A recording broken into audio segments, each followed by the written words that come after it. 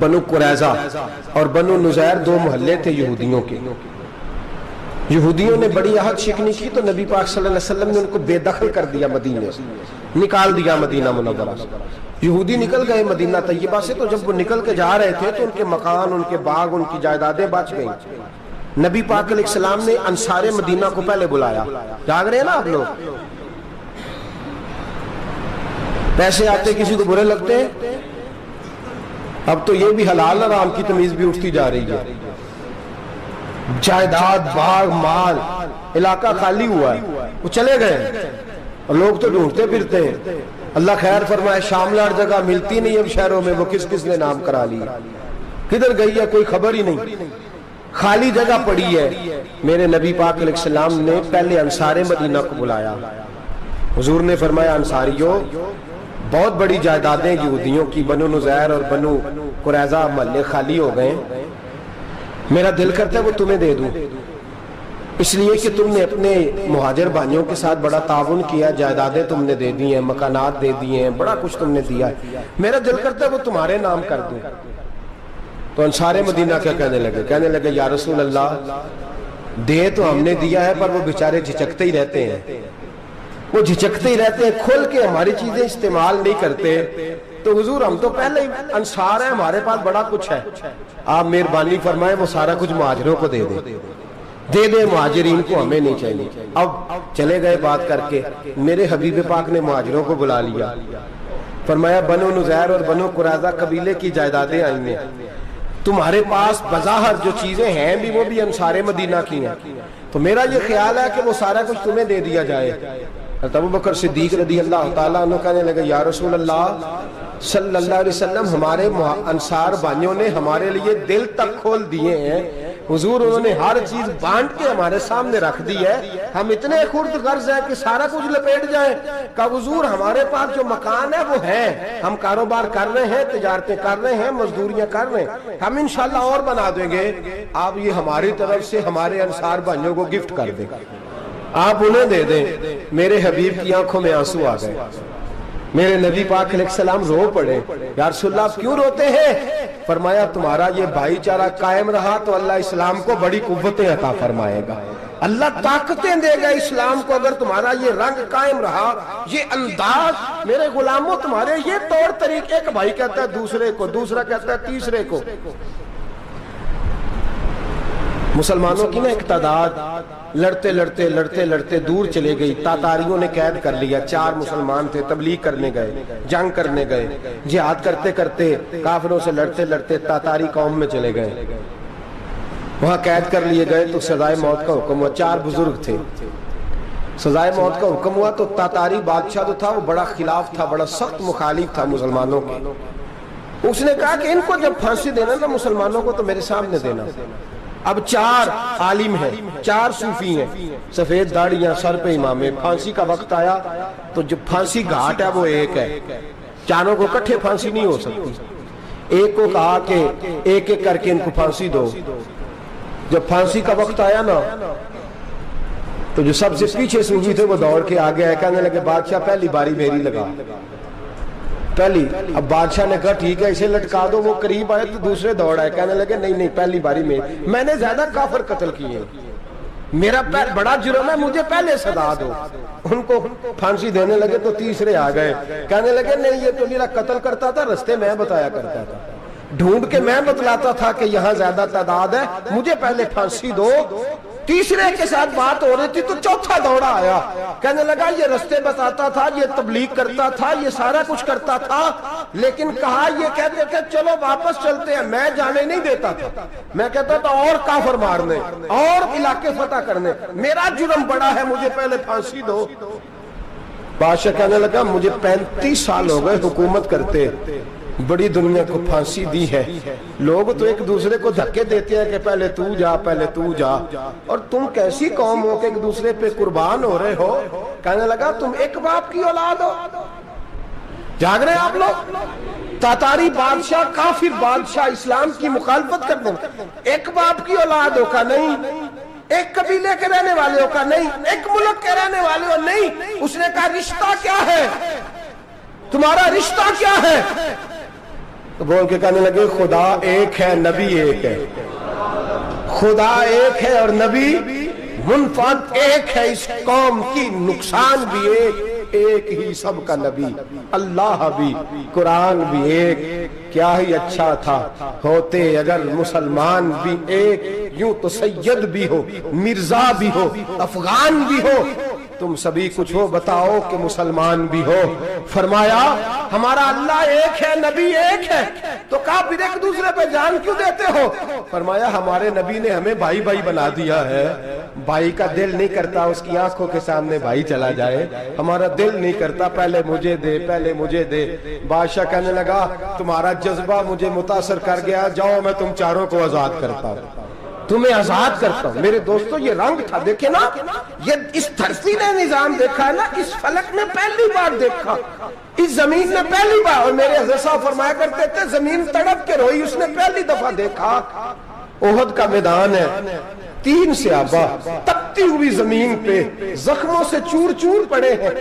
حضرت انس بن نضر رضی اللہ تعالیٰ عنہ پانی کا پیالہ لے کے پہنچے، ایک زخمی سے کہا تجھے پانی پلانا ہے، تو کہنے لگا میرے زخم تھوڑے ہیں، وہ جو ساتھ پڑا اس کے زخم گہرے ہیں، پہلے اسے پانی پلا دے، جا اسے دے دے۔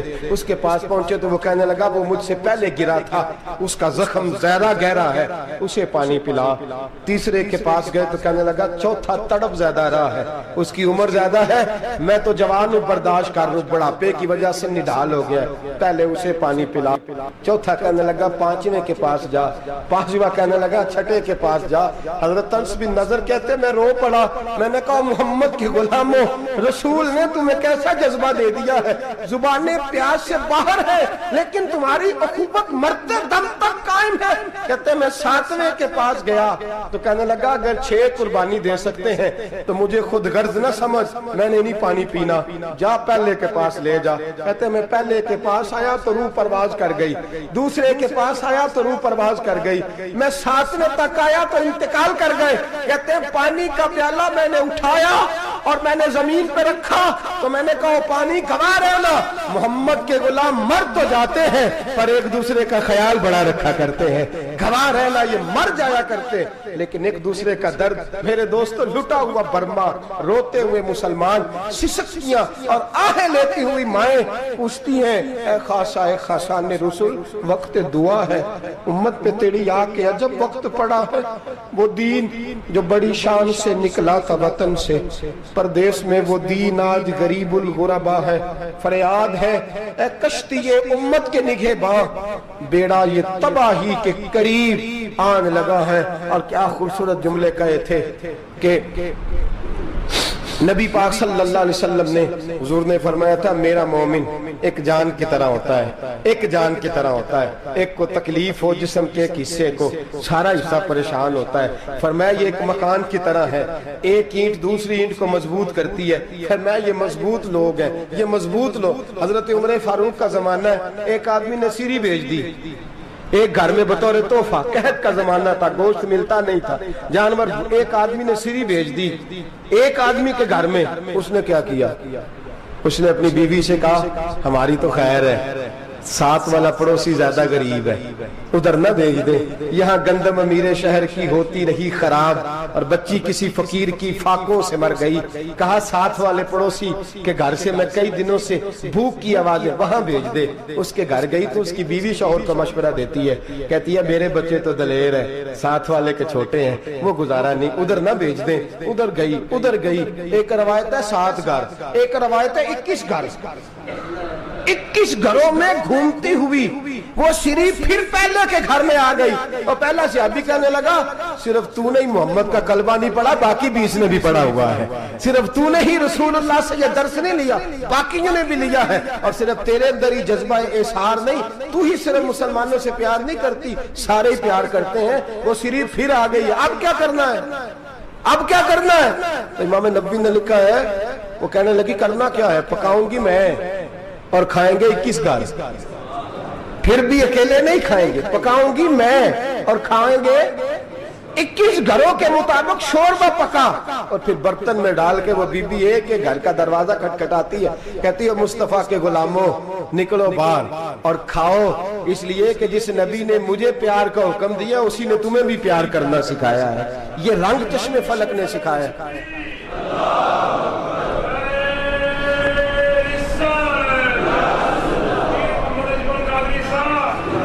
आपकी बड़ी मेहरबानी, जिंदाबाद वही है जिसको अल्लाह रसूल जिंदाबाद फरमाए, बड़ी मेहरबानी, अल्लाह जज़ा दे। अर्ज ये करने जा रहा था कि रसूल करीम सल्लल्लाहु अलैहि वसल्लम ने ये पैगाम दिया उम्मत को। फरमाया देखे ना कितने बड़े लफ्ज हैं।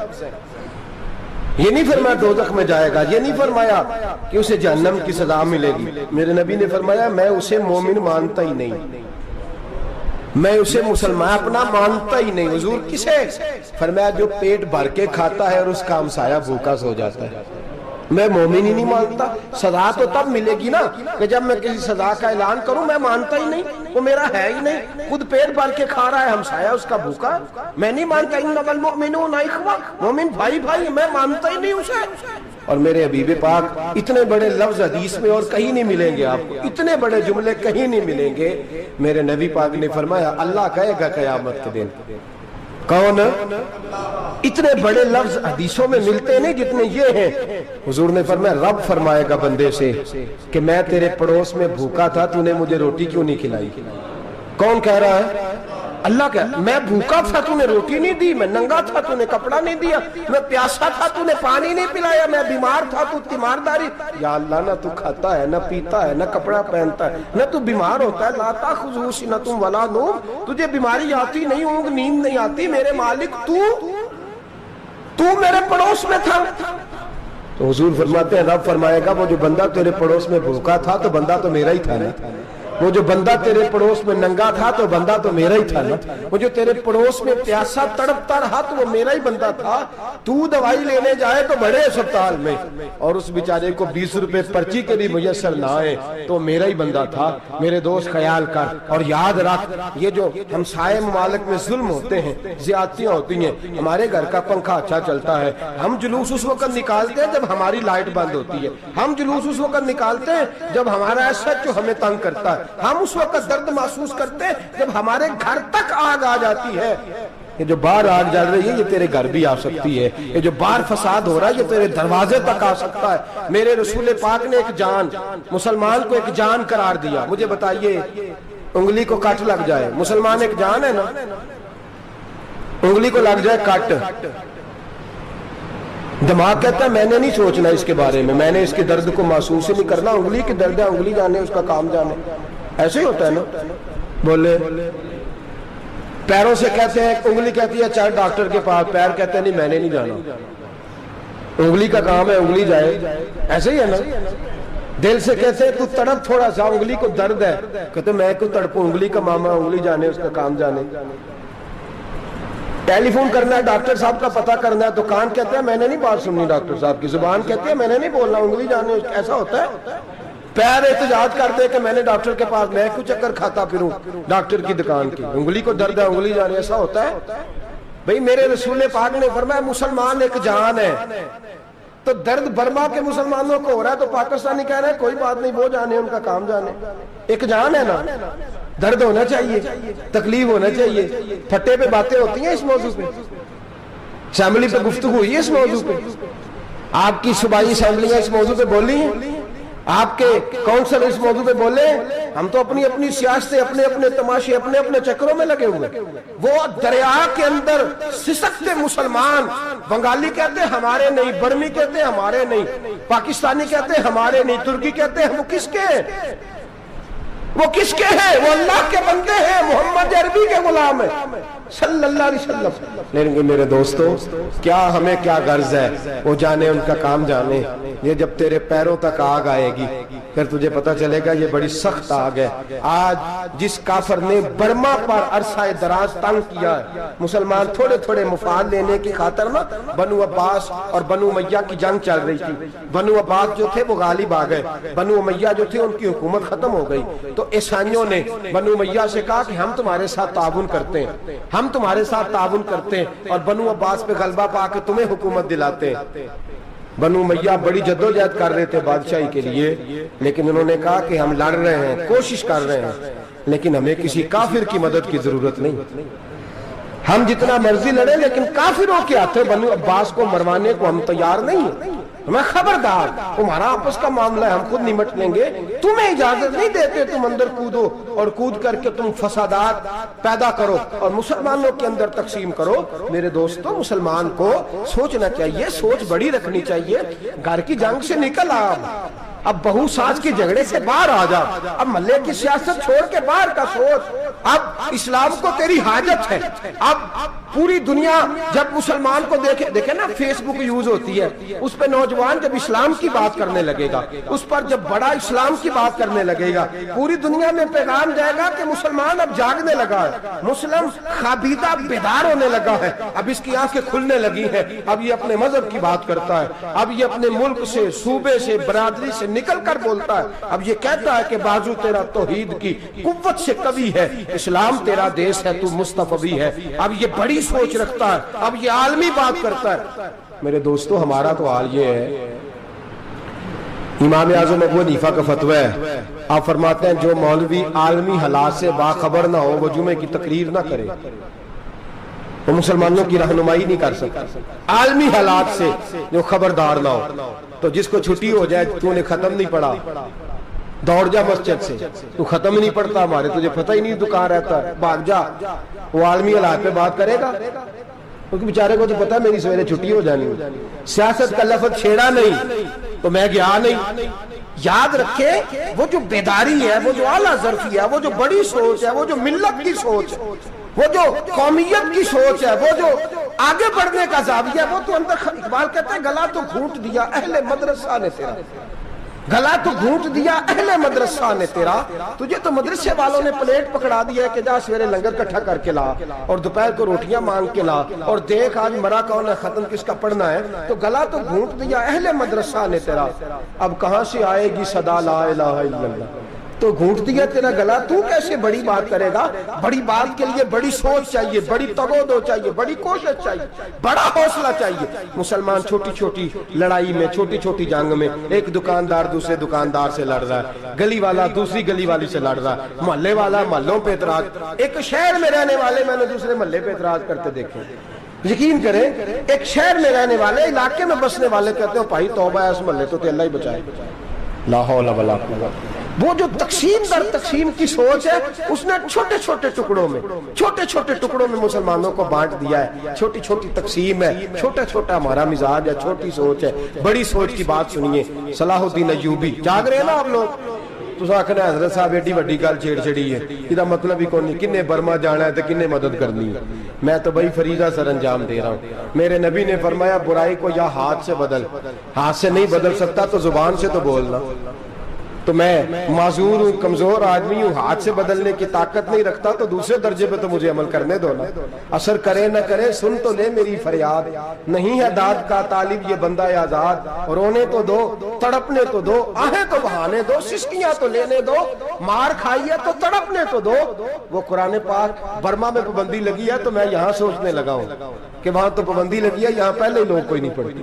معاذ اللہ تعالیٰ حالات دن پہ دن مسلمانوں کے لیے ایک ایک کر کے، افغانستان میں جو آگ لگی تھی، پھر وہ عراق میں بھی لگی، پھر وہ لیبیا میں بھی لگی، پھر وہ مصر میں بھی لگی، پھر وہ یمن میں بھی لگی، سعودی عرب میں دھماکے ہوئے، میرا دل تڑپا ہے، مجھے پریشانی ہوئی، میں بچے 5 تھے، میں بڑا ڈسٹرب ہوا، میں نے کہا یار یہ ہمارا سب کا اجماعی عقیدت کا مرکز ہے، ہم کم از کم 1000 اختلاف کے باوجود کہا کرتے تھے کہ عرب میں امن ہے یار، وہاں سکون ہے، وہاں دکانیں کھلی چھوڑ کے لوگ چلے جاتے ہیں، وہاں بھی فساد ہونے لگا، وہاں بھی آگ بڑھ گئی ہے، لیکن ہم صرف چھوٹی چھوٹی کر کے جب آگ بجھانے کی کوشش کریں گے، اس وقت آگ نہیں بجھے گی جب ہر آدمی اپنے پیالے میں پانی لے کے آئے گا، ہر شخص اپنے گھر کی نل چلائے گا، ہر شخص نلکا چلائے گا اور پانی نکال کے یہ آگ بجھائے گا، تب یہ آگ بجھے گی۔ ہر آدمی کو کردار، سوچ بڑی کریں، نظریہ بڑا کریں، ملت کی بات کریں، مسلمان ہو کے سوچیں، مسلمان ہو کے سوچیں، خدا را نکلیں یہ گھر کے جھگڑوں سے، تھوڑی دیر کے لیے اپنے آپ کو بڑا کریں، بڑی سوچ آپ بنائیں، جب دوستیاں لگائیں، یرانے لگائیں، پھر چھوٹے موٹے حساب سے بچیں۔ بابا بلے شاہ صاحب فرماتے کورے ورک کتاب نہیں ہوندے، کوڑے ورق کتاب نہیں ہوندے، پتھر دل گلاب نہیں ہوندے، او بلیا یاری سوچ کے لائیں یارہ نال حساب نہیں ہوندے۔ پھر ذرا نکلے اس حساب کتاب سے باہر، بلیا یاری سوچ کے لائیں یارہ نال حساب نہیں ہوندے۔ پھر ذرا بڑا ذہن کرے، چھوڑے اپنے حساب، یبصرون علی انفسہم ولنبلونکم بشیء من الخوف والجوع ونقص من الاموال والانفس والثمرات۔ پھر حساب کتاب سے نکلے، پھر امام علی مقام کی طرح یہ سوچ بنائے کہ حسین کے بچے چلے جائیں تو کوئی حرج نہیں، امت پر آنچ نہیں آنی چاہیے۔ ایک امام علی مقام، کل تک امام میدان میں کھڑے تھے تو اکیلے تھے، لیکن آج پوری دنیا کہتی ہے حسین ہمارا ہے، حسین ہمارا ہے۔ آج نظریہ امام علی مقام زندہ ہے، تو اکیلا ہے تو کھڑا ہو، یہ نہ کہا کر چھوٹی سی مسجد ہے، ایک کونا کا کھڑکاوا، مولانا تقریر کر رہے ہیں تو کیا بنے گا؟ ایک آواز کہیں سے گونجا کرتی ہے، پھر اس میں تاثیر میرا اللہ پیدا فرما دیا کرتا ہے، پھر اس کے اندر قوت میرا رب پیدا فرما دیا کرتا ہے، پھر اللہ اس میں تاثیر پیدا کر کے چار دانگ عالم میں پھیلا دیا کرتا ہے۔ صلاح الدین ایوبی، مسلمانوں پہ ظلم ہوا، فلسطین میں آگ لگی اور پورے فلسطین کی گلیاں خون سے بھر گئیں، ایک دن کے اندر 70,000 مسلمان قتل ہوا۔ گھوڑوں سے سڑکوں پہ چلا نہیں جاتا تھا، گھوڑے پھسلتے تھے، اتنا خون تھا، اور کچی سڑکیں تھی، اتنا خون تھا، پہلے کچی زمین نے خون پیا، پھر خون اس سے باہر آیا، پھر بھی اتنا سخت 70,000 آدمی قتل ہوا۔ صلاح الدین ایوبی کون تھے؟ میرے غوث اعظم جیلانی کے مدرسے کے طالب علم تھے۔ جامعہ نظامیہ مدرسہ، یہ مدرسے ہیں جنہوں نے دین کے مجاہد پیدا کیے، مدارس ہیں جنہوں نے دین کے مجاہد پیدا کر کے پوری دنیا کے اندر پھیلائے ہیں۔ مدارس کے اندر دہشت گردی آئی، میں اختلاف نہیں کرتا، لیکن ابھی بھی مدرسے ہیں جن مدرسوں سے رسول اللہ کے دین کا سچا درس دیا جاتا ہے، امن، پیار اور محبت کی فضا کو عام کیا جاتا ہے وہ مدارس، اور انشاءاللہ قیامت کی صبح تک وہ مدرسے قائم رہیں گے۔ صلاح الدین ایوبی مدرسے کے طالب علم ہے، مدرسے کا، لیکن مدرسہ اس کا تھا جو ساتھ درویش بھی تھا، جو ساتھ اللہ رسول کے احکامات محبت کے ساتھ پھیلانے والے غوث اعظم جیلانی کا مدرسہ تھا، اس مدرسے کا پڑھنے والا طالب علم۔ دیکھیں نا، علم دین شہید کون تھا؟ نعتیں پڑھنے والا تھا نا، ختم دلانے والا تھا۔ عامر چیمہ شہید کون تھا؟ نعتیں پڑھنے والا تھا نا۔ یہ نعتیں وہ چیز ہوتی ہے جو دلوں کے اندر اثر پیدا کر دیتی ہے، جو نبی پاک کی محبت کو پروان چڑھاتی ہے، اور یہی چراغ جلے گا تو روشنی ہوگی۔ صلاح الدین ایوبی اکیلا اپنے دوستوں سے کہنے لگا مسلمانوں کی مدد کی، چند سالوں میں نکلو مدد کریں۔ انہوں نے کہا تیرے نکلنے سے کیا ہوگا؟ کہنے لگا میں نے نہیں نکلنا، میرے اللہ نے میری مدد کرنی ہے، میرے اللہ نے میری اٹھ باندھ کمر کیا ڈرتا ہے، پھر دیکھ خدا کیا کرتا ہے، اور میں مجھے نکلنے دے، اللہ میری مدد کرے گا۔ تھوڑا تھوڑا کر کے فوج جمع کی، کوشش کی، چند سالوں کے بعد اسی جگہ جہاں مسلمانوں کا خون بہا تھا، اللہ نے اسلام کا جھنڈا پھر سے بلند کر دیا۔ صلاح الدین ایوبی فاتح بن کے مسجد اقصی کے دروازے پہ کھڑا ہے۔ چند سال گزرے، عیسائیوں کا اپنا وہ ظلم ابھی یاد ہے، اور عیسائی سارے لیڈر کہتے ہیں تیاری کر لو، اب ہمارے بچے کاٹے جائیں گے، عورتیں بیوہ ہوں گی، گردنیں کٹیں گی، اب دیکھنا جتنا خون ہم نے بہایا تھا مسلمان اس سے دگنا بہائیں گے۔ صلاح الدین ایوبی گھوڑے پہ کھڑے ہیں اور پوچھتے ہیں او عیسائیوں بتاؤ تمہارے ساتھ کیا کروں؟ گردنیں جھک گئیں، جواب کوئی بھی نہیں۔ کہا تم نے 70,000 مسلمان ایک دن میں مارا تھا، بولو تمہارے ساتھ کیا کروں؟ تم نے ایک دن میں مسلمان یوں کاٹے جیسے گاجر مولی کاٹی جاتی ہے، بولو کیا کروں؟ عیسائی کہنے لگے ہمیں اپنے ظلم یاد ہے، تشدد یاد ہے، بربریت یاد ہے، تو بہتر جانتا ہے تو نے کیا کرنا ہے۔ صلاح الدین ایوبی گھوڑے پہ فاتح کھڑا ہے، آنکھوں میں آنسو آئے، تڑپ کے رویا، کہنے لگا میں تمہارے ساتھ وہی سلوک کروں گا جو میرے مصطفیٰ نے قریش مکہ کے ساتھ فرمایا تھا، لا تصریب علیک، جاؤ تم پر کوئی زیادتی، جاؤ تم آزاد ہو۔ اس نے کہا تو کر کیا رہا ہے؟ کہنے لگا میں کیا کروں، میں اس محمد کا ماننے والا ہوں جس نے معاف کرنا سکھایا ہے صلی اللہ علیہ وسلم، میرے پیروں میں زنجیر ہے رسول اللہ کی غلامی کی، جاؤ تم آزاد ہو۔ اس نے کہا تم آزاد ہو، لوگوں نے کلمہ پڑھنا شروع کر دیا، اشہد ان لا الہ الا اللہ واشہد ان محمدن عبدہ۔ سارے قبیلے کے کچھ نہ کچھ لوگ مسلمان، ایک قبیلہ رہ گیا مسلمان نہیں ہوتا۔ صلاح الدین ایوبی اپنے خیمے میں بیٹھے ہیں تو ایک بی بی آ گئی، اس قبیلے کا کوئی شخص مسلمان نہیں ہوتا۔ بی بی آئی، آگے کہنے لگی میرے 4 بیٹے جنگ میں کھو گئے، چھوٹے چھوٹے بچے، جنگ میں کھو گیا مل نہیں رہے، فوجیوں کو حکم دے مجھے میرے بچے تلاش کر کے دیں۔ صلاح الدین ایوبی نے جھٹ پٹ سر پہ امامہ باندھا، نیزہ پکڑا، سینے بند باندھا، اپنے جبے کو سمیٹا اور باہر کہنے لگی تو کدھر جا رہا ہے؟ کہنے لگا میں خود تیرے بچے تلاش کر کے دوں گا۔ صلاح الدین چند سپاہی ساتھ گلی گلی نکلے، گلی گلی فجر کے نکلے، اثر ہو گئی، تھک گئے، 2 نمازیں صحرا میں پڑھی، جنگل کے اندر پہنچے تو ایک کونے میں 4 بچے ایک جگہ ڈرے اور سہمے ہوئے بیٹھے ملے۔ صلاح الدین ایوبی اٹھا کے لائے، ماں کو کہنے لگے تیرے بچے ہیں۔ نکلا اس لیے تھا کہ میرے نبی نے فرمایا بچے جدا ہوں تو ماں کو درد بڑا ہوتا ہے، اور میرے رسول نے فرمایا تھا جب جنگ کرنے جاؤ تو کھیت برباد نہ کرنا، فصلیں تباہ نہ کرنا، بچوں کو ماں سے جدا نہ کرنا۔ فرمایا میں سوچ رہا تھا تیرے بچے کہیں میری وجہ سے جدا ہو گئے تو مصطفیٰ کو جواب کیا دینا؟ فرمایا تیرے بچے ڈھونڈ کے لایا ہوں۔ بچے ماں کے پاس آنے لگے تو ماں نے بڑے بیٹے کے منہ پہ تھپڑ مارا، کہتا ہے اماں کیا ہوا؟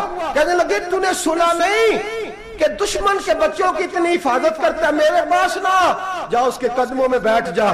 جس نبی کے غلام اتنے سچے ہیں وہ نبی کتنا سچا ہوگا، جس نبی کے نوکر اتنے کھڑے ہیں وہ نبی کتنا کھڑا ہوگا، جا کے کلمہ پڑھ لے۔ میرے دوست یہ اسلام ہے جس نے غیروں کا درد بھی اپنے سینے میں رکھا۔ اقبال کہتا ہے سارے زمانے کا درد ہمارے ہی سینے میں ہے، برما کا مسلمان ہو یا عراق، لیبیا، افغانستان، کشمیر کا مسلمان ہو، میرے دوست وہ غیر نہیں ہے، وہ تیرا اپنا ہے۔ اس کا رنگ نہ دیکھ، اس کی بولی نہ دیکھ، اس کا قبیلہ اور علاقہ نہ دیکھ، دیکھ کہ وہ تیرے رسول کا کلمہ پڑھتا ہے، وہ دیکھ کہ وہ کعبے کی طرف منہ کر کے نماز پڑھتا ہے، دیکھ کہ تیرا اور اس کا نصاب زندگی قرآن ایک ہے۔